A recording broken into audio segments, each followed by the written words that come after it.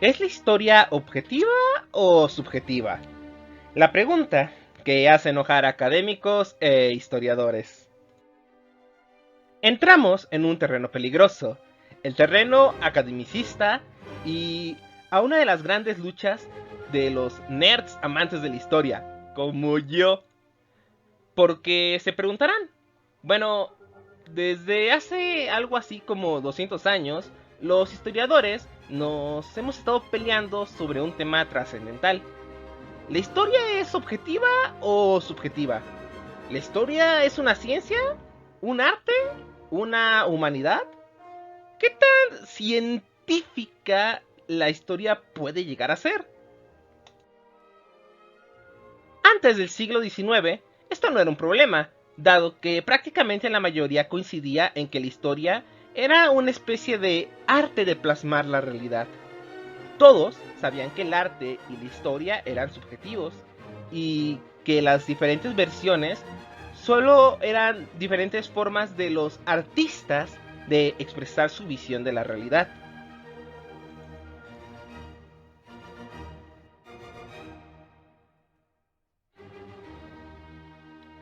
También se tenía en claro que toda historia era completamente intencional y con fines bien definidos. Adular a las autoridades, al rey, al señor feudal o a quien sea. Por lo que tratar de ser objetivos no era una preocupación principal. Sí podía llegar a haber interés de dar una versión más completa de lo ocurrido, pero nada más allá de eso.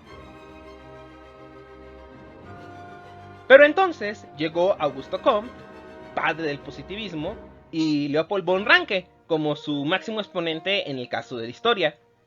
¿Qué querían este par? El primero, Comte, tratar de definir plenamente las ciencias a través de sus métodos y separar la filosofía de las ciencias exactas, las cuales no se basaban en interpretación, sino que en hechos demostrables. Por su parte, Ranke trataba de convertir la historia en una ciencia, dándole un método, la hermenéutica, la búsqueda de fuentes y el abandono de la interpretación en pro de intentar expresar en la historia escrita la realidad. Así, la historia llega a una formación especializada a las universidades, misma continúa hasta la actualidad. Pero luego llegaron las otras escuelas historiográficas. Esto se volvió un caos. Pero la mayoría trataban de crear sus propios métodos para lograr una historia menos aburrida que la planteada por los positivistas. Una que no se limitara a plasmar la realidad, sino que intentara explicar la realidad. Sin embargo, si quieren saber más de eso, en nuestro canal tenemos un video que habla justamente de ese tema y de cómo fueron estas corrientes historiográficas, mismo que podrán acceder en las tarjetas al final del video. Pero continuemos. ¿Puede la historia ser completamente objetiva y mostrarnos la realidad como proponía Ranke? Era la pregunta primordial. En principio, la respuesta rápida es que no. ¿Por qué? Bueno, el positivismo en la historia plantea que si uno se limitaba a transcribir los pasajes tal cual y confiar en que la fuente seleccionada eran fidedignas y objetivas, para ello no bastaba utilizar libros o textos o narraciones, era necesario utilizar archivos, ya que en ellos no había necesariamente una intencionalidad al momento de ser escrito. No había el interés de que fueran textos históricos. Se tenía que utilizar fuentes que nos hablaran del pasado, pero que no hubieran sido escritas específicamente para dar una visión sobre el pasado, como los archivos judiciales, eclesiásticos, oficiales y así. ¿No es un buen plan hacer que la historia sea objetiva? En principio sí, pero es un tanto ingenuo por dos motivos. El primero es que asume que todo lo escrito en los archivos era necesariamente objetivo y sin intención.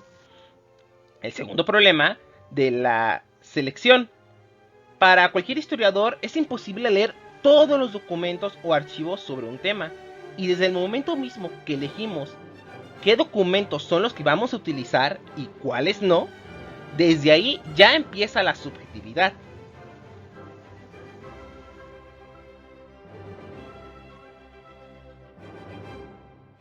Además, hay otro problema con esta historia científica, y es que en principio dejaba de lado muchas otras fuentes que podrían ser igualmente válidas, ya sea para contrastar o para tratar de interpretar lo que pasó. Imaginad al historiador no como un Indiana Jones, sino como un detective que busca todas las pruebas para encontrar al verdadero culpable. Pero al final, él no juzga al criminal, sino que de eso se encarga un juez y un jurado. ¿Qué fuentes puede usar un historiador? En términos prácticos, cualquier cosa puede ser una fuente, pues en la actualidad, desde un montón de huesos, libros, archivos, narraciones, videos, películas, pinturas o hasta un cúmulo de basura, puede servirnos como fuente para conocer lo que ha pasado. ¿Han escuchado la expresión de que se puede conocer más de una familia viendo su basura que hablando una hora con ella? Pues algo así. La basura de unos es el tesoro de otro. Y así es como los historiadores trabajamos. Y en mayor medida los arqueólogos. Ninguna fuente es 100% confiable. La selección de archivos o fuentes tampoco es 100% objetiva. Y ni qué decir de la selección de tema para hablar. Ya desde ahí el historiador está siendo completamente subjetivo al decidir seleccionar un tema sobre otro, a causa de una intencionalidad personal. No importa qué tan objetiva la historia intente ser, siempre habrá en ella una carga subjetiva que la superará. Sin embargo, de momento creo que he sido muy injusto con los positivistas y aquellos que reclaman la cientificidad de la historia. Porque bueno, al final, el positivismo le regaló algo muy valioso a la historia y fue un método para trabajar y tratar de hacer más objetivo su trabajo, darle más legitimidad y posicionarse mejor frente a sus hermanas las ciencias exactas y naturales. La historia quería ser considerada una ciencia y no un arte, por una cuestión principalmente de estatus, pero también para que el conocimiento que proporcionara fuese más útil para la humanidad. Ese era el propósito de todo esto de la escuela positivista.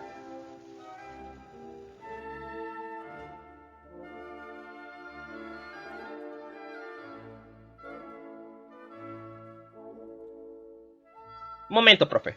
¿Está diciendo que las artes, la filosofía, la religión, la literatura y todo eso no son útiles? No, claro que no. Son extremadamente útiles para el ser humano. Menospreciarlas por no tener el carácter de ciencia no es solamente una grosería, sino que es un acto de plena ignorancia. Las humanidades y el arte nos acercan más al conocimiento de nosotros mismos, a la humanidad y a entender nuestro lugar en el mundo, así como embellecer nuestros espíritus. Les compartiré una anécdota personal.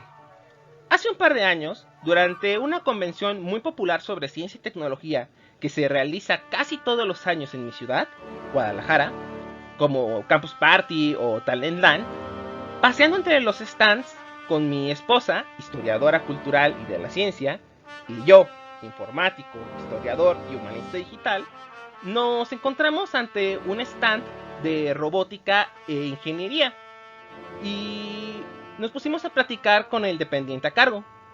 Después de un rato, él nos preguntó: son del UDG, ¿cierto? ¿Nos visitan de CUSEI? Para los que nos viven en Guadalajara, CUSEI es la Facultad de Ciencias Exactas e Ingeniería. A lo que respondimos felices: no, venimos de CUSH.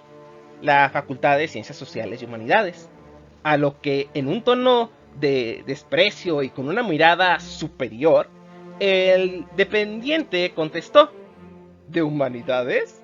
¿Qué diablos hacen aquí?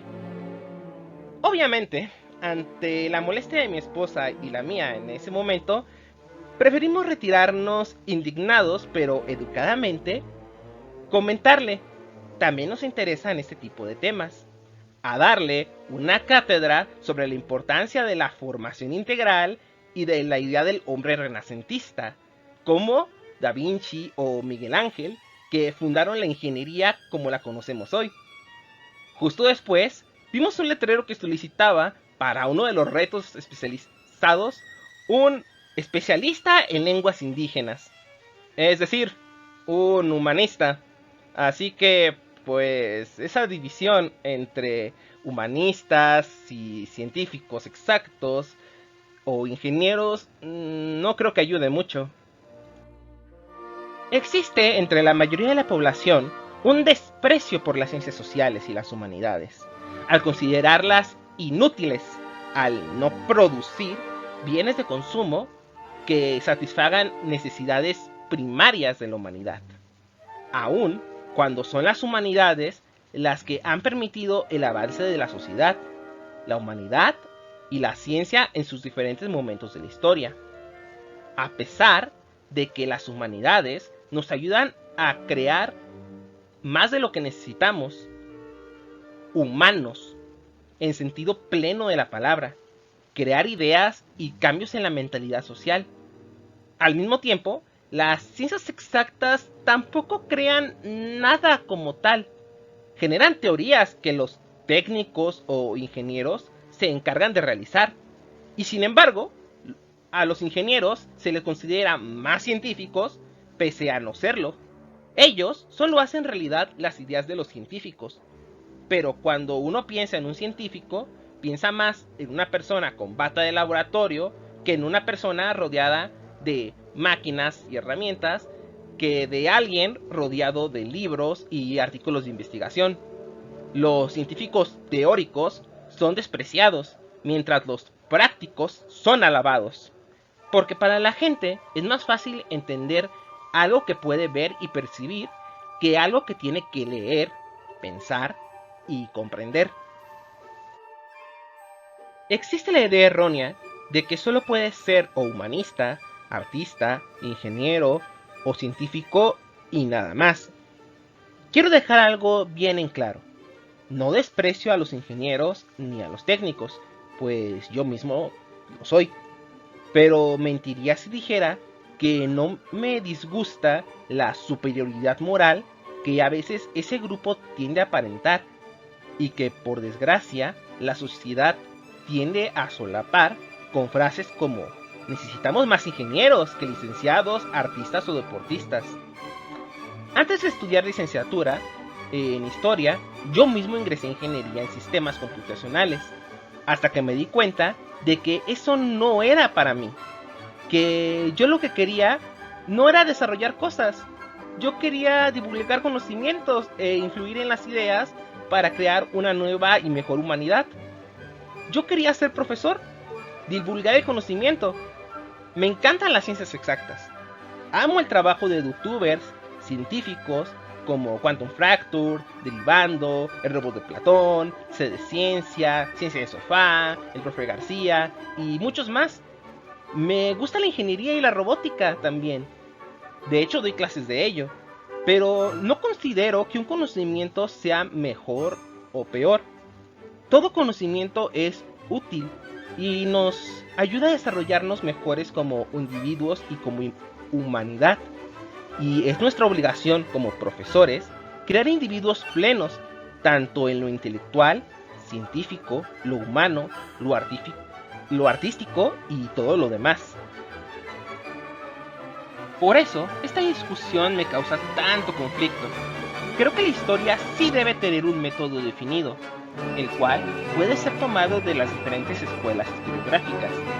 Pienso que la historia como ciencia es necesaria para comprender desde distintas perspectivas la realidad y no estancarnos en una única y plenamente manipulada visión del mundo, como pasa muchas veces en las escuelas públicas. Y esto lo digo como historiador cultural y social, no simplemente para ser considerada una ciencia más y alcanzar ese estatus que merece. Pero a veces, tanta ciencia, academicismo y objetividad nos desvía de lo que en principio el padre de la historia, Heródoto, quería encontrar: un buen chisme que contar. Puede que el chisme no sea real, pero la idea de imaginarnos que eso pudo pasar es toda una maravilla. Toda historia es inventada. La inventa el historiador. La crea y le da forma con sus herramientas, como el gran artista que es. Y le da sentido y orden, como el científico que pretende ser. La historia actual, en su mayoría, trata de ser lo más objetiva posible dentro de su subjetividad. Si la historia es una ciencia o una humanidad, es una discusión que personalmente no quiero tener, porque creo que no importa mucho al final ese título más allá de presumir. La historia es tan útil si es ciencia como si no. Así que, ¿por qué pelear? Y eso es todo por hoy. Gracias por ver el video. Si te gustó, por favor dale un like y compártelo. No olvides suscribirte. Publicamos videos sobre historia, arte y cultura siempre que nos es posible. Si quieres apoyarnos, suscríbete y no olvides activar la campanilla para recibir notificaciones cada que subamos un nuevo video. ¡Hasta pronto!